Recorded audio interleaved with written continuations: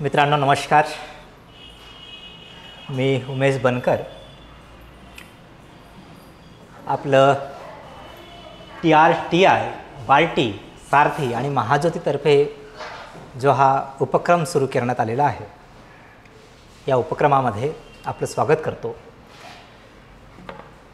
तर हे जे आता क्लासेस आपण सुरू केलेले आहेत, तर या सगळ्या प्रवासामध्ये जो माझ्याकडे एक विषय सोपवण्यात आलेला आहे तो आहे राज्यशास्त्र. आणि विशेषतः आपली जी बॅच आहे ही तुम्हाला माहिती असेल की कंबाईन ग्रुप बी आणि सी या एक्झामला टार्गेट करणारी आपली बॅच आहे. त्या अनुषंगानं आपण राज्यशास्त्र या विषयाचा एक प्रवास अभ्यासणार आहोत. तर जेव्हा आपण राज्यशास्त्र म्हणतो तर सर्वात आधी काय असतं की कुठलाही विषय आपल्याला शिकायचं असेल तर त्या विषयाची व्याप्ती काय आहे किंवा महत्त्व काय आहे, एखाद्या एक्झाममध्ये काय महत्त्व आहे. म्हणजे बघा, आता जेव्हा आपण म्हणतो की बाबा, जसं मी म्हटलं तुम्हाला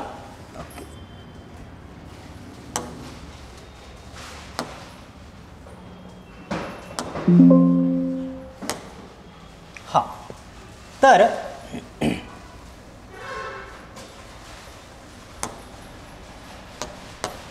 की बाबा आपल्याला राज्यशास्त्र शिकायचं आहे, म्हणजे मी राज्यशास्त्र शिकवणार आहे. परंतु हा जो राज्यशास्त्र आहे,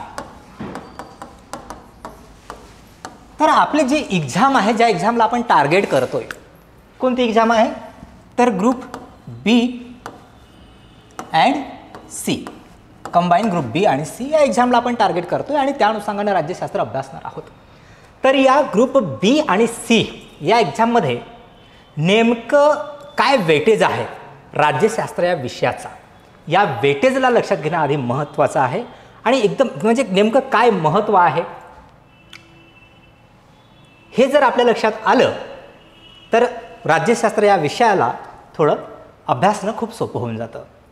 मग जेव्हा आपण राज्यशास्त्रविषयी म्हणतो तर खऱ्या अर्थानं आपल्याला सुरुवातीला, म्हणजे आता हा जो प्रवास आहे, कुठली एक्झाम असतो तर प्रवासामध्ये कुठल्या गोष्टी महत्त्वाच्या असतात किंवा आयोग तुम्हाला ही एक्झाम सोपं करण्यासाठी काय प्रोव्हाइड करतं, तर दोन गोष्टी प्रोव्हाइड करतं. एक पहिलं आहे सिलेबस, ज्याला आपण अभ्यासक्रम म्हणतो. आणि दुसरी जी गोष्ट आहे आयोग प्रोव्हाइड करतं ती काय, तर ते आहे प्रिव्हियस इयर क्वेश्चन, म्हणजे क्वेश्चन पेपर. ठीक आहे, PYQ म्हणूयात आपण त्याला. बघा, म्हणजे या आयोग कधी कोणाला सांगत नाही की मी हे विचारणार आहे, असं करणार आहे, तसं करणार आहे, नो नो. परंतु आयोग आपल्याला काही क्ल्यू देतं काही गोष्टींमधून, आणि ज्याच्यामधून आपल्याला समजतं की बाबा हां, अशा पद्धतीने जायला पाहिजे, या गोष्टीला एवढा वेटेज आहे, असं असं असं. तर एक काय म्हटलं आपण, एक अभ्यासक्रम आणि दुसरा आहे प्रिव्हियस इयर क्वेश्चन. या दोन गोष्टींचा जर आपण आधी विचार केला, कोणत्या अँगलनं, राज्यशास्त्र या विषयाच्या अँगलनं, तर आपल्याला काही गोष्टी सोप्या जातील. आता बघूयात. बघा की जसं सुरुवातीला मी म्हटलं की बाबा जेव्हा आपण अभ्यासक्रम म्हणतो तर साहजिकच कंबाईनच्या अँगलनं आपण बोलतोय. तर कंबाईनच्या ग्रुप बी आणि सीच्या प्रीमध्ये कोणती एक्झाम, प्रीची, प्रीमध्ये या राज्यशास्त्र विषयाला वेटेज किती आहे याचा आधी विचार केला पाहिजे. जसं आपण सिलेबसला थोडं पाहण्याचा प्रयत्न केलो तर तुम्हाला एक माहिती असेल की बाबा जी प्री असते ना, ही प्रीमध्ये एकूण 100 प्रश्न असतात. किती, 100. आणि या 100 पैकी जो राज्यशास्त्राचा आपल्याला वेटेज असतो, एकूण 7-8 विषय आपल्याला पाहायला मिळतात. हा प्रीचा सिलेबस आहे. या 8 विषयांमध्ये आपल्याला राज्यशास्त्र कुठेतरी दिसतो. बघा इकडे पेन चेंज करूयात आपण, आणि राज्यशास्त्र तुम्हाला इथं पाहायला मिळतो 5 नंबरला. तर याचा वेटेज काय आहे ते आपण आधी लक्षात घेतलं पाहिजे की बाबा जी प्री असती, प्री ही 100 प्रश्न असतात, 100 गुण असतात, आणि त्याच्यामध्ये राज्यशास्त्राचा वेटेज म्हणजे 2022 पर्यंत 10 प्रश्न यायचे राज्यशास्त्रावर. लक्षात घ्या, किती, 10 प्रश्न यायचे. कधीपर्यंत, 2022 पर्यंत. 2023ला आयोगाने त्याचा पॅटर्नच एकदम चेंज करून टाकला आणि 2023मध्ये जे या विषयांवर प्रश्न विचारण्यात आले ते होते 15. आता येणाऱ्या काळामध्ये 10 प्रश्न विचारेल की 15 प्रश्न विचारेल नेमकं सांगता येत नाही, पण आपण समजू शकतो की बाबा 10 ते 15च्या दरम्यान आयोग म्हणजे एवढं उलटापालट करणार नाही, परंतु 10 ते 15च्या दरम्यान आयोग विचारेलच. म्हणजे 100 पैकी ज्या विषयाला कमी वेटेज आधी दिसायचा त्या विषयाचा वेटेज आता वाढल्याचं दिसतंय. कुठं? ग्रुप बी आणि ग्रुप सीला. तर जर वेटेज वाढला असेल तर त्या अनुषंगाने आपल्याला तयारी थोडंसं वाढावं लागेल तयारी. तर हा एक वेटेज आहे. परंतु बघा हा प्रीचा सिलेबस आहे. कशाचा? प्रीचा. कंबाईन ग्रुप बी सीचा सिलेबस जवळपास सारखाच आढळतो, आपल्याला काय असं विशेष तफावत आढळत नाही. तर प्रीमध्ये केवळ आणि केवळ एक शब्द तुम्हाला दिसतो, राज्यशास्त्र. बघा राज्यशास्त्र, याच्यामध्ये काहीच दुसरं दिसत नाही तुम्हाला. म्हणजे या विषयामध्ये नेमकं काय विचारायचं आहे आयोगाला, काय नाही. नो नो, फक्त एक शब्द देऊन दिला राज्यशास्त्र. बाकी आयोगाचं म्हणणं आहे की बाबा तुम्ही पाहत बसा. मग आता करायचं काय विद्यार्थ्यांनी? मग आता असंच पडून राहायचं का? मग नाही. याचं जे समोरचं क्लू दिसतं आपल्याला ते दिसतं मेन्सच्या अभ्यासक्रमामध्ये. हा झाला प्रीचा. आणि जेव्हा आपण मेन्सचा अभ्यासक्रम अभ्यासाला जातो त्याच्यामध्ये आपल्याला काहीतरी क्लू दिसतं की आपल्याला हे अभ्यासायचं आहे ते अभ्यासायचं. बघा आता थोडंसं समोर जाऊयात, प्रीच्या समोर जाऊयात. प्रीच्या समोर जर आपण गेलो आणि मेन्सच्या अभ्यासक्रमाची आपण जर चर्चा केलो, हा झाला मेन्सचा. बघा गट ब आणि क मेन्स, हा मेन्स आहे. हा मेन्सचा सिलेबस आहे. या मेन्सच्या सिलेबसमध्ये आपल्याला काहीतरी विस्तृत राज्यशास्त्राच्या अनुषंगाने दिले असल्याचं दिसून येतं. बघा काय म्हणते मग आता की बाबा भारतीय संघ राज्य व्यवस्था. बघा सिलेबसमध्ये काय ते पाहूयात. मग त्याच्यानंतर आपण कन्सेप्टला सुरुवात करूयात की भारतीय संघ राज्य व्यवस्था इथं कन्सेप्ट आहे. संघ राज्य व्यवस्था म्हणजेच काय वगैरे वगैरे शिकवते वेळेस आपण सगळ्या गोष्टी क्लिअर करत जातो. मात्र संघराज्य व्यवस्था सिलेबसमध्ये दिलेली आहे ते आपल्याला अभ्यासावंच लागतं. भारतीय राज्यघटना, तीच राज्यघटनेचा अभ्यास अल्टिमेटली करायचंच आहे. राज्यशास्त्र म्हटल्यानंतर शेवटी काय करायचं? मग स्थानिक स्वराज्य संस्थांचा सुद्धा आपल्याला अभ्यास करावा लागतो. स्थानिक स्वराज्य संस्था, मग कार्यकारी मंडळ आहे, न्यायमंडळ आहे, विधिमंडळ आहे. विधिमंडळाला आपण कायदा मंडळ म्हणतो. कायदे मंडळ, न्यायमंडळ, कार्यकारी मंडळ, ह्या सगळ्या मंडळांचा आपल्याला अभ्यास करावा लागतो राज्यशास्त्र या विषयामध्ये. मग बघा जेव्हा आपण सब टॉपिक पाहायला जातो राज्यशास्त्र विषयाच्या अंतर्गत, तेव्हा काय म्हणतं इथं थोडंसं एक्सप्लेन केलेलं आहे काही गोष्टी की घटना कशी तयार झाली आणि घटनेच्या प्रस्तावनेमागची भूमिका आणि तत्वे. म्हणजे एकंदरीत घटना तयार होण्याचा एकंदरीत प्रवास इथं आपल्याला पाहावा लागतो. म्हणजे त्याला ऐतिहासिक पार्श्वभूमी म्हणू शकतो. त्यानंतर घटनेची कलमे. आता कलमे, परंतु सगळेचे सगळेच कलमे का? तर नाही. सर्वच म्हणजे जसं आपण म्हणतो की बाबा राज्यघटनेमध्ये 395 कलम आपल्याला डोळ्यांना पाहायला दिसतात.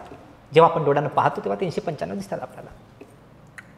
ते करंटमध्ये किती आहेत किती नाही तो भाग वेगळा, नंतरचा मुद्दा आहे तो, जेव्हा शिकवू तेव्हा. परंतु जेव्हा आपण फोकस देऊन पाहतो तर एखादा जर चार्ट असेल तुमच्या घरी असेल तरी तुम्हाला दिसते की 395वी कलम ही शेवटची कलम आहे. तिच्या पलीकडे कलम दिलेला दिसत नाही आपल्याला. तर सगळेच्या सगळ्या अभ्यासाच्या नाहीत, मात्र ठळक कलमे बघा इथं दिलेले आहे. ठळक वैशिष्ट्ये, ठळक वैशिष्ट्ये पण म्हणजे कलमे आणि ठळक वैशिष्ट्ये. म्हणजे कलमसुद्धा मोजकेच आपल्याला अभ्यासायचे आहेत आणि वैशिष्ट्ये परंतु ठळक वैशिष्ट्ये अभ्यासायचे आहेत. मग केंद्र राज्य संबंध, ऑलरेडी जेव्हा आपण वरचं हे संघराज्य व्यवस्था आपण अभ्यासतो ही एक कन्सेप्ट आहे आणि ही जेव्हा आपल्याला कन्सेप्ट समजते तेव्हा आपल्याला केंद्र राज्य संबंध समजायला सोपं होतं. म्हणजे या कन्सेप्टवर हा संबंध आपल्याला सांगता येतो. म्हणजे कन्सेप्टला बऱ्याचदा विद्यार्थी अभ्यास करतात परंतु कन्सेप्टला मागे टाकतात आणि काहीतरी पुस्तक घेऊन वाचण्याचा प्रयत्न करतात, परंतु तुम्हाला वाटते की तो थोडासा चुकीचा मार्ग आहे. कन्सेप्ट इज पॉवर असं मला वाटतं. कन्सेप्ट क्लिअर असले पाहिजेत. निधर्मी राज्य, सेक्युलर स्टेट म्हणतो आपण, तो सुद्धा अभ्यासक्रमामध्ये दिलेला आहे. त्यालासुद्धा आपण लिहिलेलं डिटेल पाहावं लागते. मूलभूत हक्क आणि कर्तव्य, fundamental duties and fundamental rights and duties, हे सुद्धा अभ्यासावं लागतं. राज्याच्या धोरणाची मार्गदर्शक तत्वे DPSP, त्यानंतर युनिफॉर्म सिव्हिल कोड ज्याला आपण UCC म्हणतो, युनिफॉर्म सिव्हिल कोड, याचा सुद्धा विस्तृत आपल्याला अभ्यास करावा लागतो. स्वतंत्र न्यायपालिका, आपण म्हणतो की कलम 50 मध्ये आपल्याला हे तत्त्व दिलेले आहे की न्यायपालिका कार्यकारी यंत्रणेपासून वेगळी असेल. परंतु याचा सिस्टमॅटिकली अभ्यास आपल्याला या ठिकाणी करावा लागतो जेव्हा आपण सुरुवात करतो खऱ्या अर्थाने तेव्हा. मग बघा इकडे राज्यपाल आहे, मुख्यमंत्री आणि त्याचे मंत्रिमंडळ, त्याचे कर्तव्य काय, अधिकारांचा सुद्धा आपल्याला अभ्यास करावा लागतो. राज्याचं विधिमंडळ, आता विधिमंडळ म्हटलं म्हणजे त्याच्यानंतर म्हणजे त्याच्यामध्ये कोण येतं तर विधानसभा येतं, विधान परिषद येतं. आता काही ठिकाणी तुम्हाला माहिती असेल की काही ठिकाणी बाबा विधानसभा एकच सभागृह आहे, विधान परिषद नाही आहे. मग त्याचाही आपण अभ्यास करू. काही ठिकाणी जिथं जिथं ट्रिक वाटतील, ट्रिकी स्वरूपात आपला अभ्यास असतो. आणि कंबाईनला काय महत्त्वाचं आहे तर ट्रिक महत्त्वाचे आहेत, खूप महत्त्वाचे ट्रिक आहेत.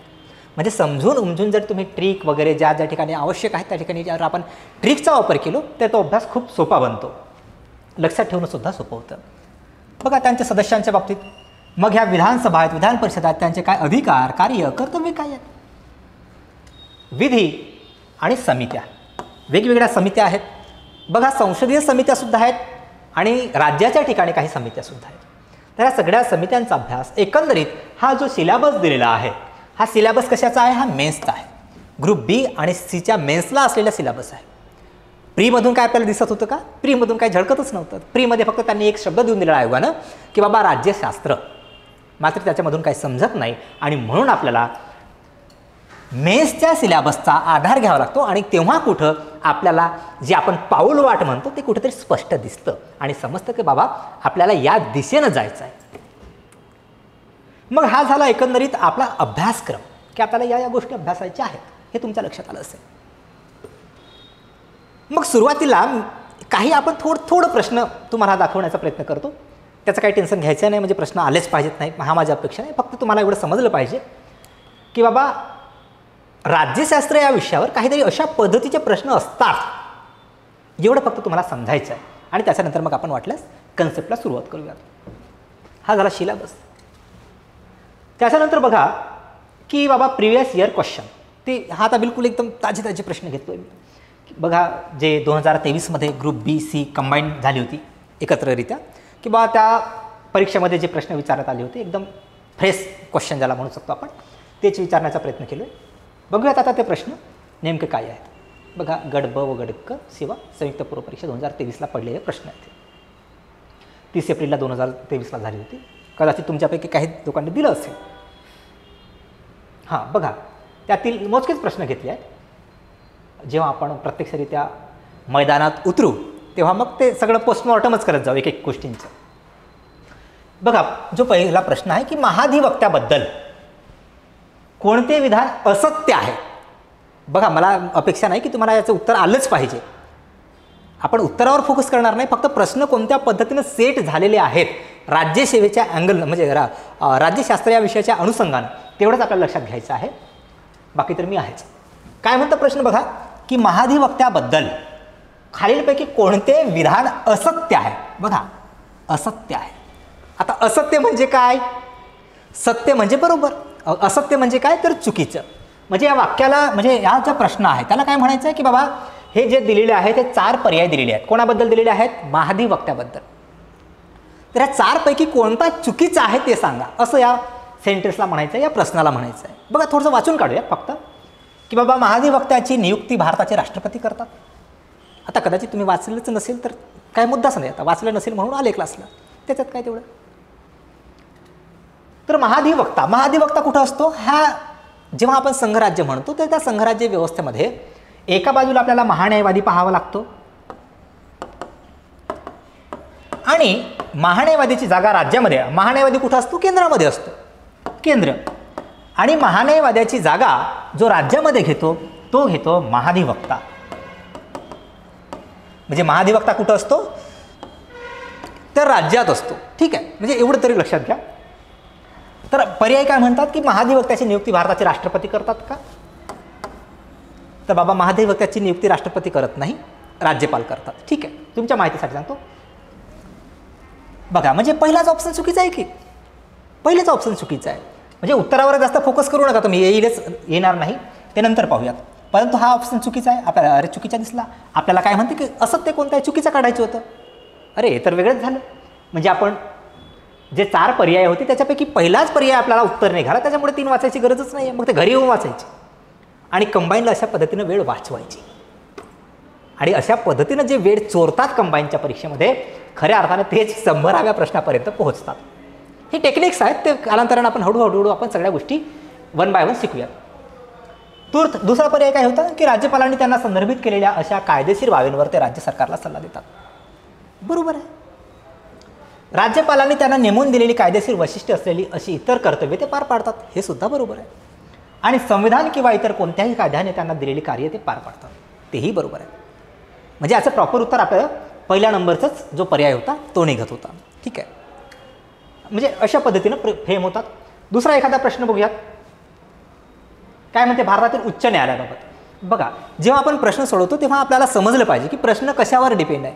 बघा, इथं याला हायलाईट करायचं असं, भारतातील उच्च न्यायालयाबाबत.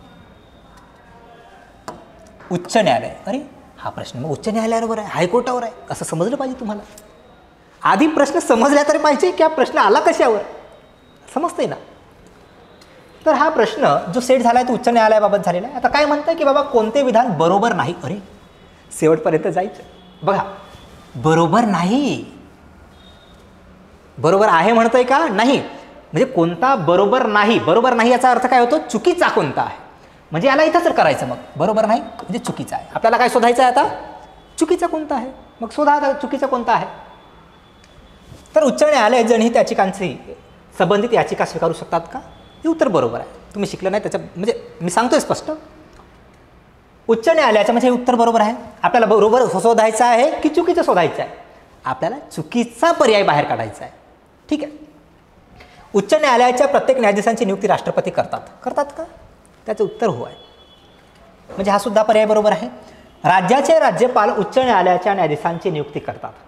अरे काय म्हणते इथं बघा, ह्या 2 स्टेटमेंटमध्येच घोडा आहे थोडा, की उच्च न्यायालयाच्या प्रत्येक न्यायाधीशाची नियुक्ती हे म्हणते इकडे की राष्ट्रपती करतात, आणि इकडे काय म्हणते की राज्याचे राज्यपाल करतात. भाई अरे बाबा, यापैकी दोघांपैकी कोणता तरी एकच बरोबर आहे. आता याचा अर्थ असा होतो की दोघांपैकी कोणता तरी एक बरोबर आहे. मग मी म्हटलं की हा बरोबर आहे, तर ऑब्व्हियसली याचा उत्तर काही चुकीचं येईल, म्हणजे हा चुकीचा आहे असं आपण म्हणतोय. आणि आपल्याला शोधायचं काय आहे, चुकीचाच पर्याय शोधायचा होता. बरोबर. आणि म्हणून याचं जे प्रॉपर उत्तर निघेल आपला, ते कोणतं निघेल, पर्याय क्रमांक 3 याचं प्रॉपर उत्तर असेल. अर्थातच चुकीचा पर्याय असेल, आपल्याला चुकीचाच पर्याय काढायचा. शेवटचं वाचून घेऊ आपण की उच्च न्यायालयाच्या न्यायाधीशांच्या निवृत्तीचे वय किती असते, 62. बरोबर आहे. सुप्रीम कोर्टाचे जे न्यायाधीश असतात त्यांचे 65 असते, आणि हायकोर्टाचे न्यायाधीश जे आहेत त्यांची 62 वर्ष असते. तर अशा पद्धतीनं हे फ्रेम, म्हणजे बघा हायकोर्टावर हा प्रश्न अशा पद्धतीने फ्रेम झाला. आणि हा आत्ताचा प्रश्न आहे, म्हणजे खूप जुना प्रश्न नाही घेतलो मी, म्हणजे 2016-17 अशा पद्धतीचा प्रश्न नाही आहे 2016-17चा. हा आत्ताचा 2023चा प्रश्न आहे. ठीक आहे. त्यानंतर बघा पुन्हा, हा अगदी सोपा प्रश्न, 1 लाइनर प्रश्न आहे. म्हणजे पाहता क्षणी ज्याचा अभ्यास थोडाफार चांगला आहे त्याला सुद्धा काही प्रश्न सोडवता येतात. काय म्हणतं की भारत सरकारकडून प्रत्येक वर्षी 24 एप्रिल हा दिवस खालीलपैकी कोणता दिवस म्हणून साजरा केला जातो. आता काही दिवस तुम्हाला माहिती असणे गरजेचं आहे. ज्या पद्धतीनं 26 जानेवारीला प्रजासत्ताक दिन असते, 15 ऑगस्टला स्वातंत्र्य दिन असते, तसं काही दिवस माहिती असणे गरजेचं आहे. बघा, तर ज्यांचा अभ्यास आहे त्यांना माहिती असेल, तर 24 एप्रिल आपण राष्ट्रीय पंचायत राज दिन म्हणून साजरा करतो. कोणता, पंचायत राज दिन. आता याच्यामध्ये थोडीशी थीम आहे. का बरं, आपण कुठेतरी ऐकलं असेल की 73वी घटना दुरुस्ती, 74वी घटना दुरुस्ती आपण 1992ला केलो. आणि गंमत अशी की बाबा जे 73वी घटना दुरुस्ती 1992ला केलो आपण, हे ग्रामीण भागासाठी होती. 1992ला केलो, परंतु तिची जी अंमलबजावणी सुरू केलो ना, ग्रामीण भागासाठीची जी घटना दुरुस्ती होती, हिची अंमलबजावणी ज्या तारखेला केलो ती तारीख होती 24 एप्रिल 1993. आणि म्हणून या तारखेला पंचायत राज साठी जी घटना दुरुस्ती करण्यात आली होती त्याची अंमलबजावणी सुरू झाली, आणि म्हणून तो दिवस एक लक्षात राहावा या अनुषंगाने आपण पंचायत राज दिन साजरा करतो. ठीक आहे. म्हणजे अशा पद्धतीने तो फिक्स होतो. म्हणजे याचा अर्थ काय होतो की काही तारखा तुम्हाला माहिती असल्या पाहिजे, काही दिनांक माहीत असले पाहिजेत, जे खूप महत्त्वाचे आहेत. प्रत्येक नाही. ठीक आहे. असे आपल्याला वाढदिवस माहीत राहतातच की कितीतरी मित्रांचे आपण वाढदिवस पाठच ठेवतो. मग त्याच्यानं काय आपलं भलंही होत नाही. मग ज्या गोष्टीने आपलं भलं होते ते गोष्ट थोडंसं लक्षात घेतलं पाहिजेच आपण. ठीक आहे. मग आता याचं एक्सप्लेन करणार नाही मी, म्हणजे एक्सप्लेन करण्यासाठी हा मुळात क्लासच नाही आहे. फक्त मला दाखवायचे आहेत की प्रश्न कोणत्या पद्धतीने सेट होतात. ओके. त्यानंतर बघा काय म्हणते हा प्रश्न की खालीलपैकी कोणत्या राज्यांमध्ये विधान परिषद हे सभागृह नाही. काय म्हटलंय? नाही. कोणत्या राज्यांमध्ये विधान परिषद हे सभागृह नाही आहे. आता बघा किती सुंदर पद्धतीने हा प्रश्न सेट करण्यात आलेला आहे कंबाईनला. बरेचदा असं वाटतं विद्यार्थ्यांना की नाही बा कंबाईनला असे प्रश्न येत नाही, ते राज्यसेवाला वगैरे वगैरे पडतात, कंबाईनला फक्त एकाच लाईनमध्ये उत्तर काढतात. नो, याला बघा ना किती किचकट पद्धतीनं सेट केला आहे प्रश्न. हे तुम्हाला माहीत असलं तर ठीक, नसलं तर मग काय खरंच नाही. मग विधान परिषद हे सभागृह नाही. कुठं विधान परिषद नाही म्हणते? अरे बाबा, तुम्हाला कोणत्या ठिकाणी म्हणजे कोणत्या राज्यांमध्ये विधान परिषद नाही हे काढण्यासाठी कोणत्या राज्यांमध्ये आहे हे तरी माहिती पाहिजे ना. तुम्हाला माहीतच नाही की किती राज्यांमध्ये विधान परिषद आहे, तर मग काय म्हणजे हा प्रश्न तोच विद्यार्थी सोडवू शकतो की ज्याला माहिती आहे की बाबा प्रॉपर कोणत्या ठिकाणी विधान परिषद आहे. बघा एक म्हणजे मी विद्यार्थ्यांना नेहमी शिकवतो की बाबा काही गोष्टी तुम्हाला ट्रिक स्वरूपामध्ये लक्षात ठेवावं लागतात. आता ट्रिक काय आहे? याची एक ट्रिक आहे आपल्याकडे. बघा, विधान परिषद आपल्याकडे जे 28 राज्ये 8 केंद्रशासित प्रदेश आहेत त्यांच्यापैकी केवळ आणि केवळ 6 राज्यांजवळच विधान परिषद आहे. किती? 6. बघा, एकूण 6 राज्य आहेत की ज्यांच्याकडे विधान परिषद आहे आणि बाकीच्यांकडे नाही आहे. म्हणजे बाकीच्यांकडे फक्त एकच असेल, विधानसभा. ओके. तर विधान परिषद केवळ 6 राज्यांजवळ. आणि आता हे 6 राज्य कोणते आहेत? तर याला एका ट्रिकमध्ये आपण बांधू शकतो. ट्रिकमध्ये कोणतं बघा, उंबकाठ, UMBKA उंबकाठ नावाची ट्रिक आहे एक. उंबकाठ. आता ही ट्रिक एवढी हलकी नका घेऊ. ही ट्रिक अशा पद्धतीनं फिक्स केलेली आहे की बाबा कोणत्या विधान परिषदेची सदस्य संख्या जास्त आणि कोणत्या विधान परिषदेची सदस्य संख्या कमी आहे अशा अँगलनेही अशा उतरत्या क्रमाने हे फिक्स करण्यात आलेली आहे. त्याच्यामुळे ती असं म्हणजे एकदम सहज घेऊ नका. आता बघा, विधान परिषद थोडंसं पेन चेंज करूयात आपण की बाबा यू म्हणजे कोण? म्हणजे 1 2 3 4 5 आणि 6. जेव्हा की मी सुरुवातीलाच म्हटलं की 6 राज्य अशी आहेत की ज्यांच्याकडे विधानसभा आणि विधान परिषद पण आहे, म्हणजे द्विगृही सभागृह म्हणतोय ज्याला आपण. तर उंबकाठ, उ म्हणजे कोण? You for Uttar Pradesh, M for आपला महाराष्ट्र, ठीक आहे, B for Bihar, K for Karnataka, A for Andhra Pradesh आणि टी फॉर तेलंगणा. असे ते राज्य आहेत. आता बघा यांच्यापैकी किती लोक आहेत इथं दिले पाहूयात आपण. हा बिहार इथं दिलेला आहे. अरे बाबा, बिहार आहे का इकडे? कुठं आहे? अरे वा, आपण तर बिहार आत्ताच पाहिलो. लक्षात येत आहे? हां, म्हणजे बिहारकडे आपण काय पाहिलो? विधान परिषद आहे. म्हणजे बिहार आहे. इथं काय म्हणतं की विधान परिषद हे सभागृह नाही. अरे नाही शोधायचं आहे, म्हणजे कोणाकडे नाही आहे. म्हणजे बघा, बिहारकडे विधानसभा पण आहे आणि विधान परिषद पण आहे. याचा अर्थ काय होईल की कोणत्याही पर्यायामध्ये आपल्याला ये नको. म्हणजे ज्या पर्यायामध्ये ये आहे तो उत्तर असूच शकत नाही आपला. कारण बिहारकडे तर ऑलरेडी आपल्याला विधान परिषद दिसली. आपल्याला काय शोधायचं आहे? सभागृह नाही. कोणाकडे नाही आहे ते पाहूयात. कर्नाटक आहे. कर्नाटकाकडे विधान परिषद आहे का? अरे वा, इथं तर कर्नाटक आहे आपला. म्हणजे त्याच्याकडे सुद्धा आहे. म्हणजे आपल्या पर्यायामध्ये कुठंही अ आणि ब तर नकोच नको. मॅटर संपला. आता अ आणि ब कुठं नाही आहे? इथं अ आणि ब आहे. बापरे, म्हणजे हा तर उत्तर असूच शकत नाही आपला. अ आणि ब इथंही आला म्हणजे हा तर उत्तरच असू शकत नाही आपला. एक तर मग आपला उत्तर काय असेल? हा असेल किंवा मग हा असेल. ठीक आहे. आता केरळ आणि राजस्थान. इथं कुठं केरळ दिसते तुम्हाला? हा के फॉर कर्नाटक आहे.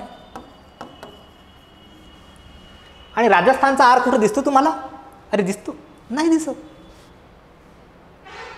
आणि म्हणून ना आपल्याकडे केरळकडे विधान परिषद आहे ना आपल्याकडे राजस्थानकडे विधान परिषद आहे. दोघांकडे विधान परिषद नाही. म्हणून याचं प्रॉपर उत्तर काय निघेल? क आणि ड. काय शोधायचं होतं आपल्याला की बाबा विधान परिषद हे सभागृह नसलेले राज्य शोधायचे होते. त्या अनुषंगाने असं उत्तर निघतं. जे बघा, काही प्रश्न असे असतात जे तुमच्या बुद्धिमत्तेचा कस लावतात आणि प्रॉपर ती गोष्ट मग ती ट्रिकच्या स्वरूपात असेल किंवा मग कोणत्याही पद्धतीने लक्षात ठेवा, परंतु लक्षात ठेवणं खूप गरजेचं असतं आणि आवश्यक त्या ठिकाणी ट्रिकसुद्धा गरजेचं असतं. लक्षात येत आहे? बघा, लक्षात आलं असेल तुमच्या? हां, बघा अशा पद्धतीनं जोड्या लावायच्या फॉर्मॅटमध्ये सुद्धा कधी काळी प्रश्न येतात. हे घटनादुरुस्ती आहेत. बघा, घटनादुरुस्त्यांवर म्हणजे आपल्याला घटनादुरुस्त्या शिकाव्या लागतात, बऱ्याच गोष्टी शिकाव्या लागतात. परंतु त्या सगळ्याच्या सगळ्या घटनादुरुस्त्या म्हणजे 105, 106 ज्या घटनादुरुस्त्या आतापर्यंत झाल्या त्या अपडेट त्यानंतर आपण पाहूयाच रुटीन सुरू झालं की. मात्र त्यांच्यापैकी सगळ्याच्या सगळ्याच घटनादुरुस्त्या महत्त्वाच्या आहेत का? म्हणजे 1 पासून ते सगळं 106, 107 पर्यंत तर नाही, काही गरजही नाही. काही घटनादुरुस्त्या अशा आहेत की ज्यांच्याकडे ढुंकून पाहण्याची सुद्धा गरज नाही. काही घटनादुरुस्त्या आहेत मोजक्याच की ज्यांचा अभ्यास आपल्याला चांगल्या पद्धतीनं करावा लागतो आणि लक्षात सुद्धा ठेवावं लागतं. म्हणजे त्याच्यामध्ये बघा, म्हणजे 42वी घटनादुरुस्ती असेल ज्याला आपण मिनी कॉन्स्टिट्यूशन म्हणतो, 44वी घटनादुरुस्ती असेल, मग 86वी दुरुस्ती असेल, 93वी घटनादुरुस्ती असेल आणि अलीकडच्या आता करंटच्या. तर अशा बऱ्याच काही मोजक्या घटनादुरुस्त्या आहेत ज्यांचा आपल्याला अभ्यास करावा लागतो किंवा ते लक्षात ठेवणं गरजेचं आहे. सगळंच सगळं नाही, नाहीतर ते विकणा धड भाराभर चिंद असं होऊन जातं सगळं. ठीक आहे, ते पाहूयात नंतर मग. परंतु आता बघा, प्रश्न बघा कोणत्या पद्धतीने सेट झालेला आहे. काय म्हणते, घटनादुरुस्त्या एका बाजूला घटनादुरुस्त्या दिलेल्या आहेत आणि त्या घटनादुरुस्तीमध्ये काय तरतुदी केलेल्या आहेत त्या तरतुदी आपल्याला दुसऱ्या बाजूला दिसतात. बघा, आता जर का थोडंफार वाचन असेल किंवा नसेल तरी पण आता बघा लावून बघू आपण जोडी. 61वी घटनादुरुस्ती काय आहे? 61वी घटनादुरुस्ती आता मला पाठ आहे, मला माहिती आहे, त्याच्यामुळे आता मी सहज सोडवू शकतो किंवा तुमच्यापैकी ज्यांचा अभ्यास आहे ते सुद्धा सोडवतील.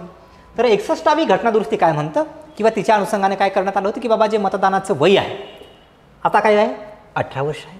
परंतु 18 वर्ष आधीपासून होती का नव्हती, 21 वर्ष आधी होतं आणि 21 वरून आपण 18 वर आणलं. म्हणजे आता ज्या व्यक्तीला, मग तो मुलगा असो मुलगी असो, ज्याला कुणाला 18 वर्ष पूर्ण झालेत असा व्यक्ती मतदान करू शकतो.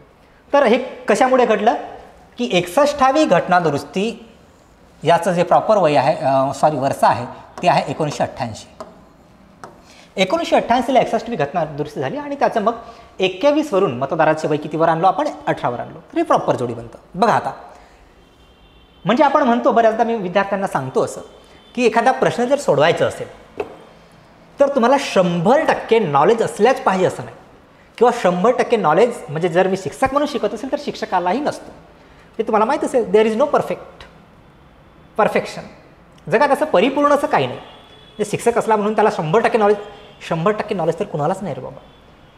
बाबासाहेब आंबेडकर सुद्धा म्हणतात की मी विद्यार्थीच आहे. मग सांगा आता, मग आमचं काय?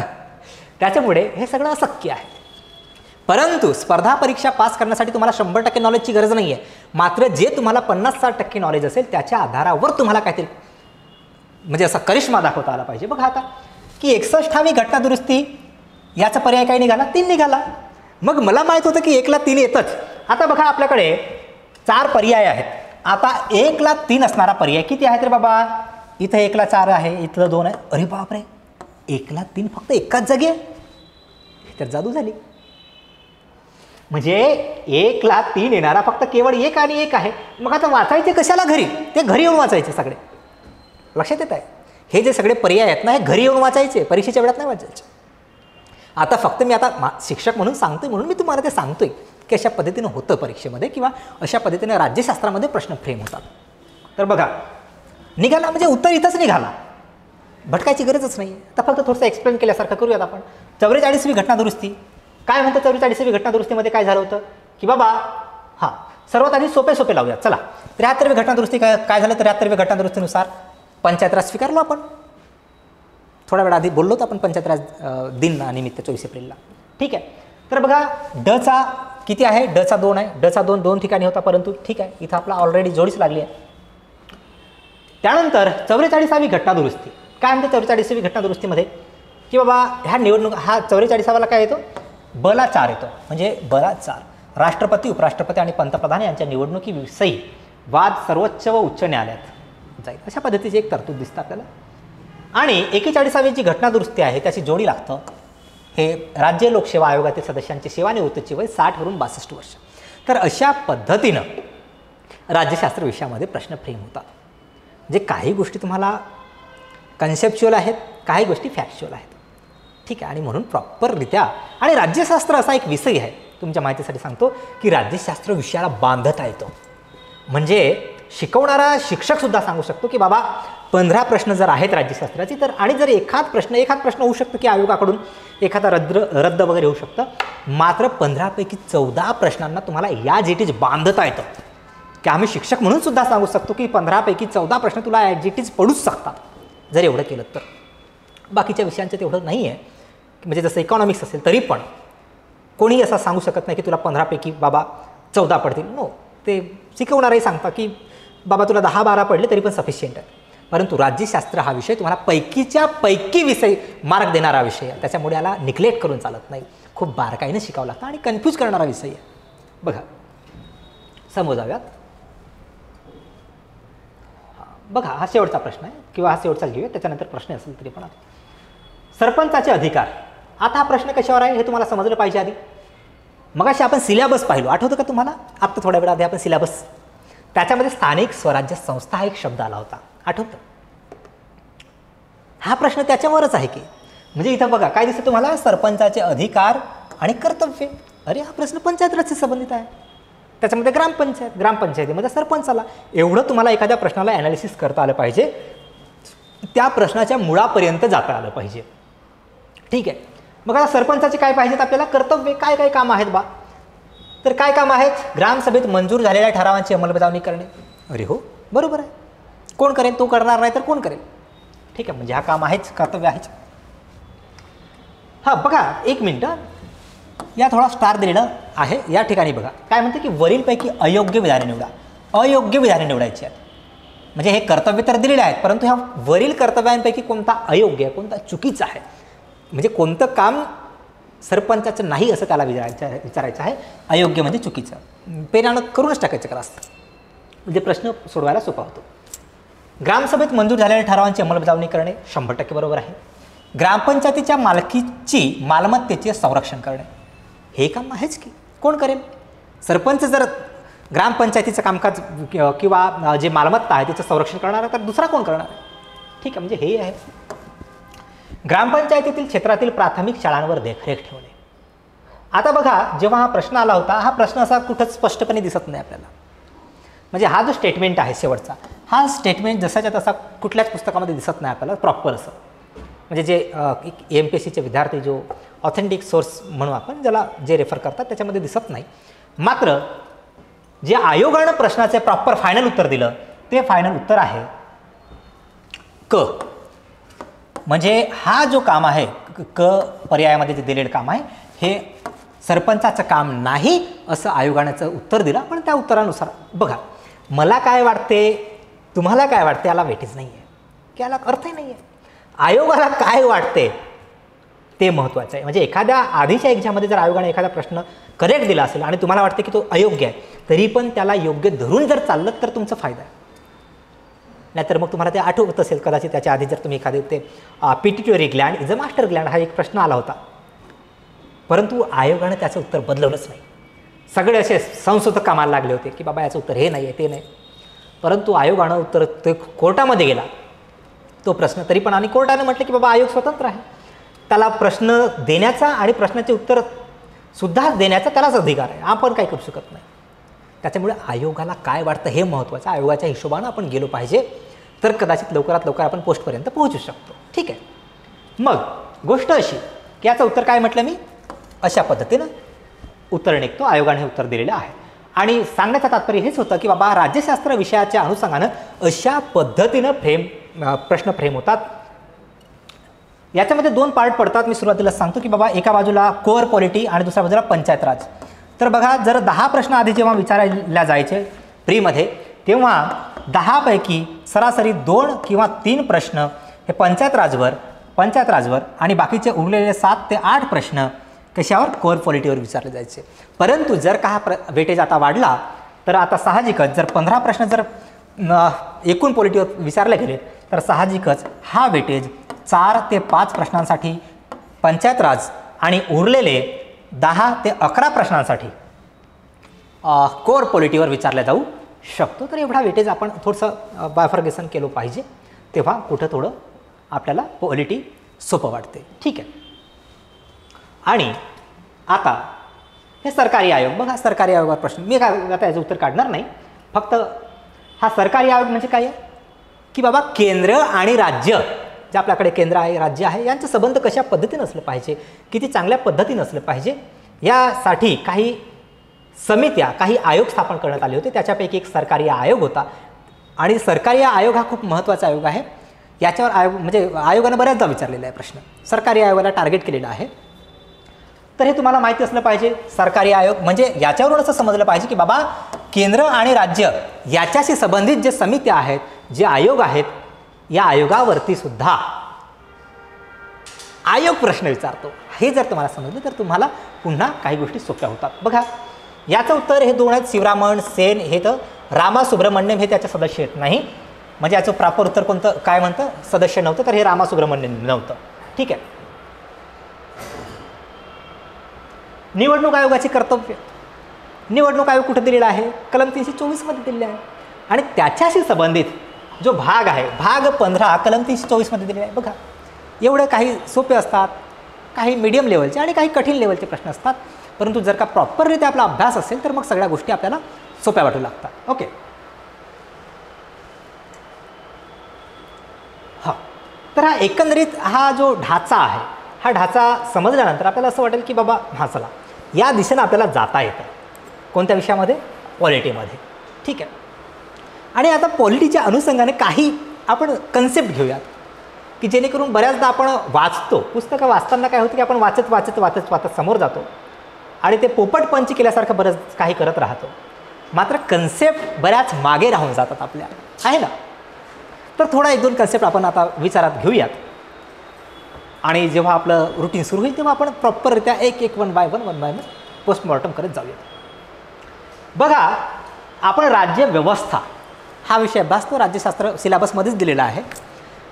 मात्र गंमत काय होतं की एखादा विषय आपण अभ्यासतो परंतु त्याचा अर्थच आपल्याला माहिती नसतं, आहे ना. म्हणजे जर आता मी म्हटलं की राज्यशास्त्र हा एक राज्यशास्त्र, बघा याच्यामध्ये शास्त्र म्हणजे काय, सायन्स, एखाद्या विषयाचा सायंटिफिकली केलेला अभ्यास म्हणजे शास्त्र. परंतु या ठिकाणी एक शब्द आपल्याला दिसतो राज्य. मग आपण म्हणतो की भारत हे राज्य आहे, अमेरिका हे राज्य आहे, युनायटेड स्टेट ऑफ अमेरिका म्हणतो ना आपण बऱ्याचदा. म्हणजे कुणाला स्टेट म्हणायचं कुणाला म्हणू नये याच्यासाठी काही पॅरामीटर्स आहेत, जे ते पॅरामीटर्स जर फुलफिल होत नसतील, पूर्ण होत नसतील तर एखाद्या ज्याला आपण देश म्हणतो त्याला आपण राज्य म्हणू शकत नाही.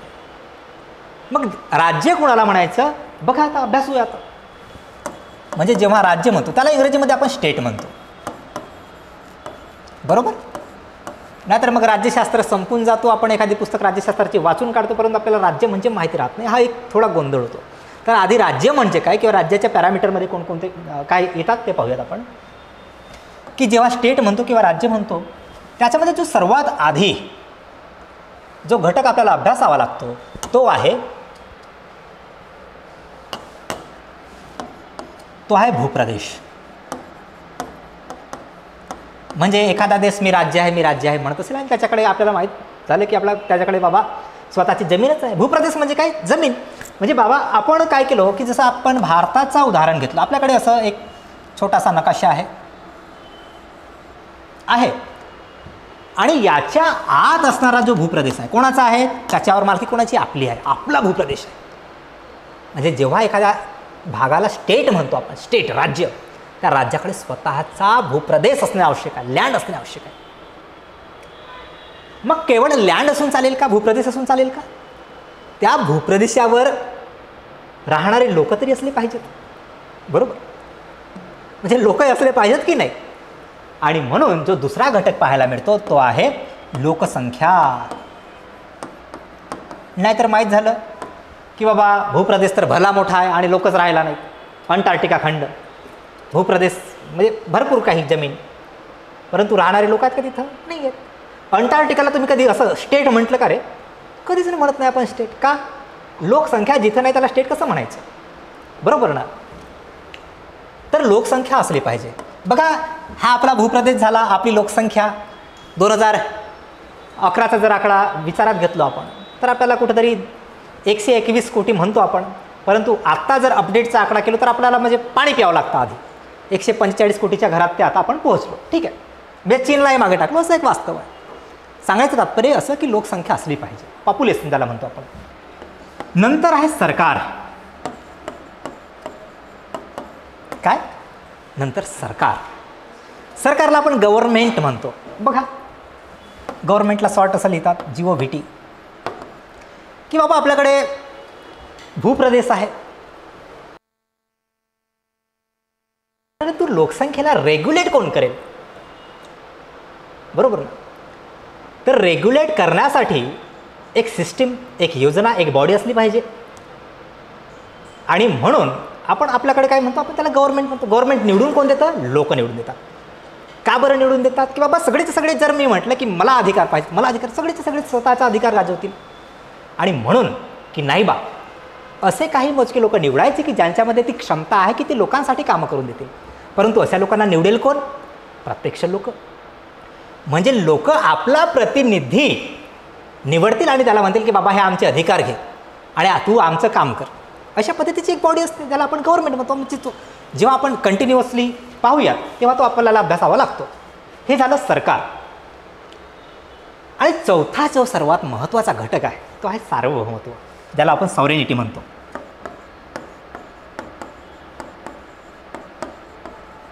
सार्वभौमत्व याच्यावर आयोगाने बऱ्याचदा प्रश्न विचारलेला. हे खूप सुंदर कन्सेप्ट आहे सॉव्हरेनिटी. बघा, सार्वभौमत्व म्हणजे काय असते नेमकं, की असा एखादा व्यक्ती असतो आयुष्यात, तुम्ही पाहिलं असेल, कदाचित तुमच्या लक्षात आलं असेल, की जो कोणाच्या नियंत्रणात नसतो. म्हणजे जरी तुम्ही एकाच आई वडिलांच्या पोटी दोघे भाऊ असाल तर एक खूप शिस्तीमध्ये वागतो. मम्मीने जरी म्हटलं की बाबा 6 वाजता मला घरी पाहिजे म्हणजे पाहिजे, कुठं जा, तर एक भाऊ असतो बरोबर 6 वाजता येतो. म्हणजे आई दोघाही भावांना सांगते. परंतु त्यातीलच दुसरा जो भाऊ असतो तो काय करतो? मम्मीचं सांगायचं कामच आहे, मी काय मम्मीचं ऐकत नसतो. काय करणार आहे मम्मी, जास्तीत जास्त थोडं ओरडेल, परंतु मी घरी 8 वाजताच जाईल. बघा, 2 भावांपैकी एक भाऊ असा आहे जो आई बाबांच्या नियंत्रणातच काम करतो, आई बाबांनी म्हटलेलं प्रत्येक काम फॉलो करतो. दुसऱ्या भावाला काही फरकच पडत नाही, तो अनियंत्रित आहे ना. तर अशा पद्धतीचे ते एखाद्या व्यक्तीबद्दल अनियंत्रित झालं ते. परंतु जर आपण देशाचा विचार केला, देश कसा चालतो? कायद्यानं चालतो. मग आपल्याला एखादा कायदा व्यवस्थितरित्या तयार करायचा असेल तर आता अशी स्थिती आहे का की बाबा आपल्या देशामध्ये एखादा कायदा तयार करायचा आहे आणि आपण आता इंग्लंडच्या राणीला जाऊन विचारतो का, किंवा इंग्लंडच्या राजाला जाऊन विचारतो का? नाही. जे कायदे आपल्यासाठी खूप चांगले आहेत असं आपल्याला वाटतं की माझ्यासाठी जे चांगले आहेत, म्हणजे आपल्या देशासाठी जे कायदे चांगले आहेत ते आपण करत जातो. आपल्याला आता इंग्लंडच्या राणीला किंवा राजाला विचारण्याची गरज नाही, किंवा त्यालाच नाही, आपण अमेरिकेला सुद्धा विचारत नाही. म्हणजे अमेरिकेसोबत जर एखादा करार करायचा असेल तर आपण जर्मनीला विचारतो का, इंग्लंडला विचारतो का? नो. आपल्यासाठी, आपल्या देशासाठी जे चांगलं आहे ते आपण करत जातो, कोणाच्याही पूर्व परवानगीशिवाय. म्हणजे आपण म्हणजे कोण? आपला देश. आपला देश दुसऱ्या कोणत्याही अधिसत्तेच्या अंतर्गत किंवा बहिर्गत नियंत्रणात नाही. आणि जेव्हा एखादा देश एखादा व्यक्तीच्या बाबतीत किंवा एखाद्या संस्थेच्या बाबतीत, जर एखादी संस्था, एखादा देश कुठल्याही बहिर्गत अधिसत्तेच्या अंतर्गत किंवा बहिर्गत नियंत्रणात नसेल किंवा अंतर्गत किंवा बहिर्गत नियंत्रणापासून मुक्त असेल तर त्याच स्थितीला आपण काय म्हणतो? सार्वभौमत्व म्हणतो, त्याला सॉव्हरेनिटी म्हणतात. म्हणजे बघा, आता हे 4ही घटक, म्हणजे स्टेट म्हणतो ना आपण, स्टेट, तर 4ही घटक जिथं तुम्हाला पाहायला मिळतील एकत्रितरित्या, तेव्हाच आपण एखाद्या, ज्याला आपण कंट्री म्हणतो, तर त्या एखाद्या कंट्रीला स्टेट म्हणायचं की नाही हे 4 पॅरामीटर ठरवतात. आणि ज्या ठिकाणी 4ही पॅरामीटर पाहायला मिळतात त्याला आपण काय म्हणतो? स्टेट म्हणतो. आणि मग म्हणतो आपण India, that is Bharat shall be union of state म्हणतो आपण. म्हणजे भारत हा स्टेट आहे असं आपण म्हणतो ना बऱ्याचदा. तर याला कारणं अशी आहेत, म्हणजे 4 गोष्टी एकत्र आल्याशिवाय आपण त्याला स्टेट म्हणू शकत नाही. यांच्यापैकी जर एक जरी घटक मिस असेल, म्हणजे समजा की एखाद्या देशाकडे सगळं, म्हणजे हे 3 घटक आहेत, मात्र 4था घटकच नाही आहे, तो सार्वभौमच नसेल, तर काय फायदा मग? त्याला राज्य म्हणायचं का? त्याला राज्य म्हणूच शकत नाही, आपण म्हणूच शकत नाही, बिलकुल नाही. त्यासाठी चारही घटक पाहिजेत. एक दुसरा घटक आहे बघा, की बाबा आपण राज्य तर कोणाला म्हणायचं हे ठरलं आपलं, परंतु दुसरी एक कन्सेप्ट आहे नेशन. बरोबर? नेशन कधी ऐकलं असेल तुम्ही? नेशन म्हणतो आपण. नेशन म्हणजे राष्ट्र होतं. काय म्हटलं मी? नेशन. बघा,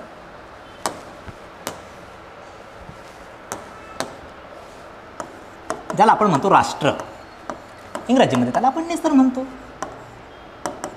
आपण बऱ्याचदा बोलत जातो, परंतु त्याच्या मागचा आपल्याला म्हणजे बऱ्याचदा ज्याला गर्भित अर्थ म्हणतात ते आपल्याला माहिती नसतं. नेशन कुणाला म्हणायचं? आता आपण भारताला राज्य म्हणतो, राष्ट्र म्हणतो, जे वाटेल तेच म्हणत राहतो. त्याच्या मागचे कारण माहिती नसतात. तर हे माहिती असणं हे महत्त्वाचं आहे. बघा, जेव्हा आपण राष्ट्र म्हणतो, मग असे राज्यासाठीचे पॅरामीटर आपण पाहिले. आता जेव्हा राष्ट्र म्हणतो, त्या राष्ट्र एखाद्या देशाला नेशन म्हणायचं की नाही याच्यासाठी सुद्धा काही पॅरामीटर आहेत. कोणते आहेत? सर्वात आधी बघा आता, की बाबा जर एखाद्या देशाला नेशन म्हणायचं आहे, राष्ट्र म्हणायचं आहे, काय असलं पाहिजे? त्या देशामध्ये समान भाषा असली पाहिजे. म्हणजे तिथले जे लोक आहेत ना, ते लोक एक भाषा बोलणारे असले पाहिजेत. सगळ्यांनी मिळून एकच भाषा बोलायची. जे जर्मनचे लोक असतील तर ते काय बोलायचे? ते यांनी जर्मनी बोलायचे. एक छोटे छोटे देश आहेत आपल्याकडे ज्यांच्यामध्ये, अरे लहान देशांमध्ये शक्य आहे की नाही? ते जर्मन असेल, जपान असेल, पुन्हा काही देश आहेत की ज्यांच्यामध्ये ते शक्य होतं. आता मोठ्या देशांमध्ये ते शक्य होत नाही, मात्र छोटे छोटे आहेत जगाच्या पातळीवर, त्यांना शक्य होतं. म्हणजे समान भाषा असली पाहिजे. म्हणजे ज्या ठिकाणी समान भाषा असेल, म्हणजे समान भाषा बोलणारे लोक असतील, तर त्याचा एक पॅरामीटर आहे. त्याला ठीक आहे, आपण त्याला राष्ट्र म्हणू शकतो. मग म्हटलं आहे की समान वंशसुद्धा असला पाहिजे. आपण कशाची व्याख्या बघतो? राष्ट्र म्हणजे कोणाला राष्ट्र म्हणायचं, कोणत्या देशाला राष्ट्र म्हणायचं की नाही हे आपण पाहतो. बघा, की समान भाषा असली पाहिजे, समान वंश असलं पाहिजे, म्हणजे एकाच वंशाचे लोक असले पाहिजे. जर्मनीमध्ये जसं जर्मन वंशाचे लोक आहेत, हिटलर होऊन गेला आणि त्याचं म्हणणं होतं की बाबा जर्मन वंशाचेच लोक जगामध्ये काय आहेत? श्रेष्ठ आहेत, बाकीचे काय? बाकी तर कनिष्ठ आहेत असेच. म्हणजे बाकीच्यांना जगण्याचा अधिकारच नाही असं हिटलरचं म्हणणं होतं. म्हणूनच तर त्याला आपण हिटलरशाही म्हणतो. म्हणजे हिटलरशाही म्हणजे काय? आय एम बेस्ट, म्हणजे मी बेस्ट आहे, बाकीचे nothing in front of me, अशा पद्धतीची जी वृत्ती आहे ती हिटलरशाही आहे. तर समान वंशाचे लोक असले पाहिजेत आणि समान त्यांचं बघा, सगळ्या देशामध्ये समान इतिहास असलं पाहिजे. समजत आहे तुम्हाला? म्हणजे आपण कोणत्या देशाने जातो? समान इतिहास म्हणजे सगळ्या देशाचा एक इतिहास असला, एकच इतिहास असला पाहिजे. हे सुद्धा पॅरामीटर तुम्हाला पाहायला मिळतं. म्हणजे हे पॅरामीटर असतील तरच आपण राष्ट्र म्हणू शकतो. मग आता शेवटी तुम्हालाच ठरवायचं आहे की आपण भारताला राष्ट्र म्हणायचं की नाही म्हणायचं. ठीक आहे, जे भारत हे राष्ट्र आहे की नाही? Is India is nation or not? आहे ना? समान इतिहास आहे, एक धर्म बघा, समान धर्म, आणि पुन्हा एक तिसरा जो शेवटचा घटक आहे आपल्याला पाहायला मिळतं की बाबा संस्कृती, समान संस्कृती. आता बाबा मला सांगा, हे महत्त्वाचे घटक मी घेतो. आता या आधारे म्हणजे हे जर पॅरामीटर एकत्र पाहायला मिळत असतील तर त्याला आपण काय म्हणायचं? नेशन म्हणायचं, राष्ट्र म्हणायचं. आता या आधारानं तुम्ही सांगा मला की बाबा भारत हे राष्ट्र आहे का? आहे असं म्हणाल का? म्हणजे एकदम क्लिअर तुम्हाला जे वाटते ते मनात आणा. असेल का? म्हणजे कदाचित तुमचं उत्तर हे नसेलच की बाबा नाही, भारत हे राष्ट्र असूच शकत नाही. कसं राहील? भारतामध्ये एक भाषा आहे का? एक धर्म आहे का? एक इतिहास आहे का? नाही, सगळं वेगवेगळं पाहायला मिळतं. परंतु वी आर इंडियन्स. आपण कोण आहोत? आपण भारतीय आहोत. आपण काय म्हणतो? भारत माझा देश आहे, सारे भारतीय माझे बांधव आहेत. अरे बाबा, जर सगळे भारतीय माझे बांधव असतील मग त्यांचा इतिहास माझा इतिहास वेगळा कसं असेल? बऱ्याच ठिकाणी आपण म्हणतो ना की जात जाऊ दे चुलीत, मला जातीशी काय घेणं नाही, माणूस की हीच माझी जात आहे. ही आपली भावना आहे. आपलं जे भारतीयत्व आहे इमोशनली आहे. म्हणजे आपण एकामेकांशी जे कनेक्ट आहोत ते इमोशनली कनेक्ट आहोत. आणि मला सांगा, जर जगामध्ये आपण स्वतःच म्हटलं तर की नाही बा आमचा इतिहासच वेगळा आहे, आमची भाषाच वेगळी आहे, आमची संस्कृतीच वेगळी आहे, यार ते उत्तरेकडील वेगळं, आमचं हे वेगळं, तसं तसं तसं, हे धर्म वेगळं. ते ऐकलं असेल तुम्ही, हम सब भारतीय है, अपनी मंजिल एक है, हा हा हा एक है ना, हम सब भारतीय आहे. तर हे जर स्वतः भारतीय असून आपण म्हटलं की आपल्याकडे सगळं एक वेगळं वेगळं, आमच्याकडे हे वेगळं आहे, ते वेगळं आहे, वेगळं आहे नाही. आणि आपण तुम्ही ऐकलं असेल की बाबा एक शब्द आहे आपल्याकडे, विविधतेमध्ये एकता, डायव्हर्सिटी इन युनिटी आहे ना.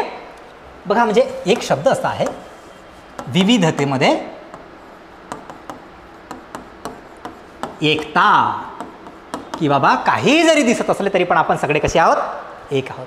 आपण स्वतःच भारतीय म्हणायचं म्हणजे किती वेगळं वाटतं ते जगामध्ये, आमच्याकडे हे वेगळं ते नो. आणि म्हणून आपण या सेन्सनं असं म्हणतो, समजतो असं की नाही, आपल्याकडे कितीही भाषा बोलल्या जात असतील तरी पण आपली एक भाषा आहे, आपुलकीची भाषा. आपल्याकडे कितीही वंश असतील तरी पण आपण एकाच वंशाचे लोक आहोत, काय, भारतीय. आपल्याकडे कितीही इतिहास असतील तरी पण सगळा इतिहास एक आहे आपला. अरे शिवाजी महाराज आपले आहेत, दिल्लीचे नाही आहेत. आणि शिवाजी महाराजांना आपण अख्ख्या राष्ट्राचे महाराज मानतो. अरे मानतो की नाही, म्हणजे आपले वेगळे, म्हणजे शिवाजी महाराजांना दिल्लीमध्ये पूजल्या जात नाही का, पूजल्या जातं. आणि म्हणून जे आमचं ते तुमचं, ते ऐकलं असेल ना तुम्ही, जो तेरा है वो मेरा है, जो मेरा है वो मेरा ही है. तर इथं असं नाही, हा इथं असं पाहायला मिळत नाही. इथं काय, भाई जो मेरा है वो तेरा है और जो तेरा है वो भी मेरा है. म्हणजे जो माझा आहे ते तुझा आहे, तुझं असेल ते माझे, सगळे सर्वसमावेशक भावना इथं पाहायला मिळतं. आणि मग म्हणून म्हणतो की आपला धर्मसुद्धा एकच आहे, सगळ्यांचा धर्म. ना हिंदू बनूंगा ना मुसलमान बनूंगा, इंसान की औलाद हूँ इंसान बनूंगा, आहे ना गाणं, ऐकलं. म्हणजे हे माणूस की आपला धर्म आहे असं आपण म्हणतो. आणि संस्कृतीसुद्धा एक आहे असं आपण म्हणतो. आणि याच्या आधारे मग आपण म्हणतो की भारत हे काय आहे, नेशन आहे, राष्ट्र आहे. बघा आता, आणि याच्या आधारे आता काय म्हटलं मी, भारत हे राष्ट्र आहे. म्हणजे लक्षात घ्यायचं हे, भारत काय आहे आता, राष्ट्र आहे. आणि बघा आता शेवटचा मुद्दा कन्क्लूड करतो या मुद्द्याला मी, की बाबा सुरुवातीच्या टप्प्यामध्ये आपण काय पाहिलं होतं की भारत हे काय आहे, राज्य आहे. सुरुवातीला आपण पाहिलं ना, बघा थांबा या PPTला मी थोडं झूम, एक मिनटं, म्हणजे तुम्हाला ते सगळं एका जागी सोपं होईल. हां बघा, सुरुवातीच्या टप्प्यामध्ये आपण काय पाहिलं की भारत हे राज्य आहे, स्टेट आहे.